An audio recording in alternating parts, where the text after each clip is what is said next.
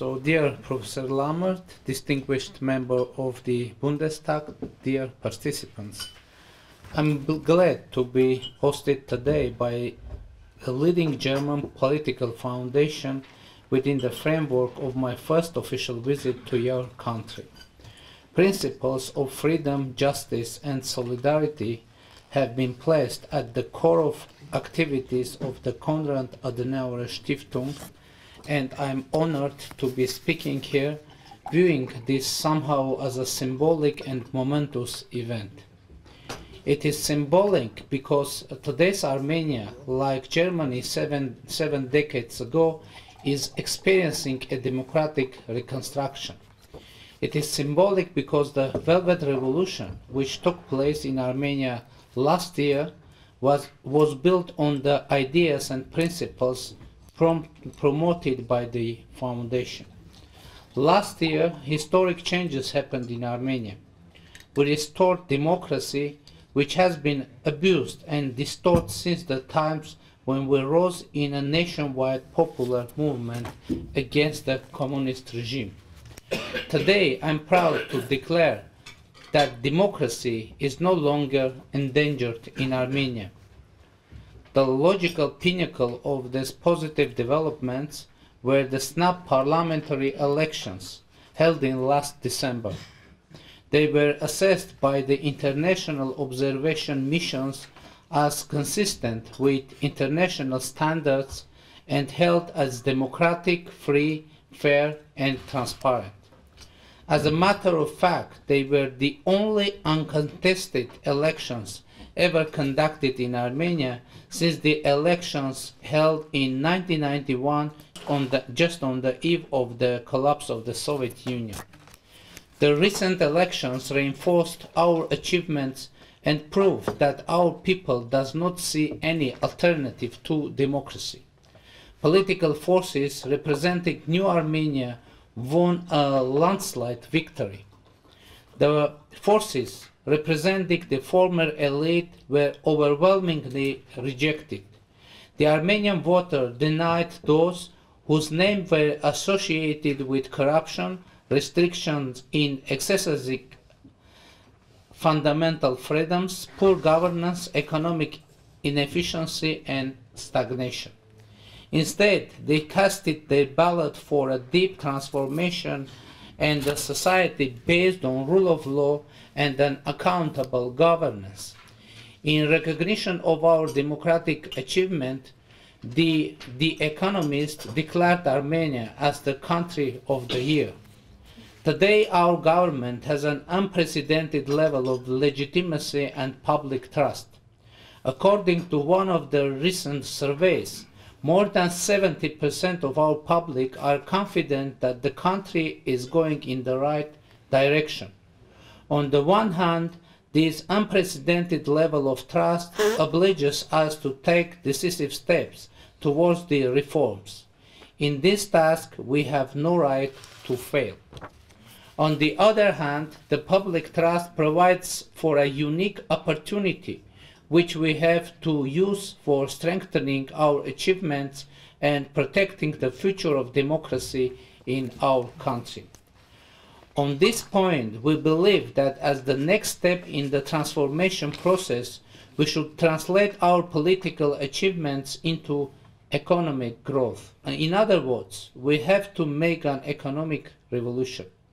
Democracy and economic development have a strong interactive relationship in our society. The economic revolution and elimination of poverty are the priorities of our people. This idea constitutes the main premise of the program of our new government. How are we going to achieve that goal? The answer to it is very simple, but yet not that easy to achieve. We see the establishment of conducive environment conditions for a free and unrestricted relation of the business and intellectual potential of our people as one of the main prerequisites. We have adopted and already started implementing an ambitious reform agenda to this end.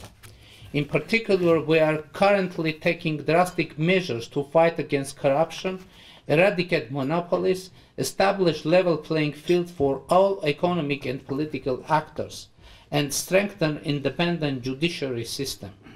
In order to succeed in implementing these reforms, we are developing our economic and political institutions. Changing institutions is a difficult process for any government and society. It requires significant resources, both financial and intellectual. We are determined to move forward on this path. However, like any other country in transition, we need assistance in accelerating the pace of the reforms. In this context, I would like to bring to your attention a well-known fact that none of the countries of the former Soviet bloc has so far succeeded in modernizing institutions without financial and technical support. Armenia is not an exception. Moreover, in addition to the challenges typical for the post-communist countries, Armenia, since the very first day of its independence, has been facing several other challenges. Being a landlocked country is a geographical handicap, but facing almost a 30-year-long imposed transport blockade is a deliberate political move against our country with serious and sometimes insurmountable impediments for its economic development. Energy security is another issue for us. And finally, legacy of the past creates an unfriendly security environment and uneasy geopolitical situation, which in some circumstances can grow into an existential threat. In this respect, partnership with the European Union is of an immense importance for Armenia and our reform agenda. It is hard to overestimate the significance of the EU support which have been provided to Armenia over the last quarter of a century. As I stated above, we are determined to move forward in the realization of our reforms. We will do it regardless of all difficulties and unforeseen circumstances. However, the EU financial and technical assistance could accelerate the processes undertaken in Armenia and make them more robust and instrumental. Here, I want to emphasize the importance of the comprehensive and enhanced partnership agreement with the European Union. Its implementation can immensely contribute to the development of our institutions. SEPA is, in fact, tailored as a development strategy plan for our country and could become one of the cornerstones of our reform agenda. With the same view in mind, we want to deepen our economic relations with the EU member states. Germany itself is one of our major donors and main trade partners. We are working together in numerous areas, including information technology sector, energy, tourism, culture, education, science, you name it. We are strongly committed to strengthening our ties and exploring new prospects for economic cooperation. New democratic Armenia opens wide opportunity for trade and investments. In addition to the robust institutional reforms currently underway, we have some other advantages too. Armenia is a member of the Eurasian Economic Union with an unrestricted and unimpeded access to the 180 million strong market and free trade agreements with several countries worldwide. At the same time, we have a GSP Plus trade regime with the European Union that very soon, as I stated, will be complemented with the SEPA implementation. This important fact constitutes one of our main comparative advantages. Armenia could play a role of an economic bridge connecting the markets of the European Union and the Eurasian Union. Ladies and gentlemen, speaking about the perspective of our economic cooperation, I would like to highlight that the technology sector is rapidly growing in Armenia, and the pace of that growth is unprecedented. Over the past 7 years, the sector has grown fivefold. IT sector is becoming one of the driving forces of our economic growth, with an enormous potential for further development. Traditionally strong school of mathematics, physics, and engineering existing in our country since the USSR is mainly accounting for Armenia's success in this area. However, I am also confident that the Armenian Revolution, which created conditions for an unrestricted realization of the talent of our people, will significantly contribute to the development of technologies in our country. I believe that freedom and the spirit of creativity and innovation are interconnected.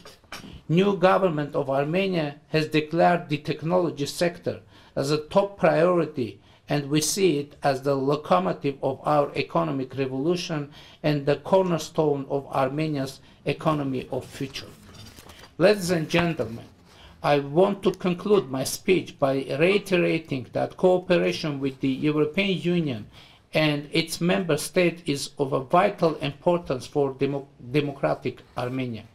At the same time, I believe that Europe, in its turn, is interested in having a stable democratic partner in the volatile region of South Caucasus, an economically developing and progressive Armenia sharing the common European values.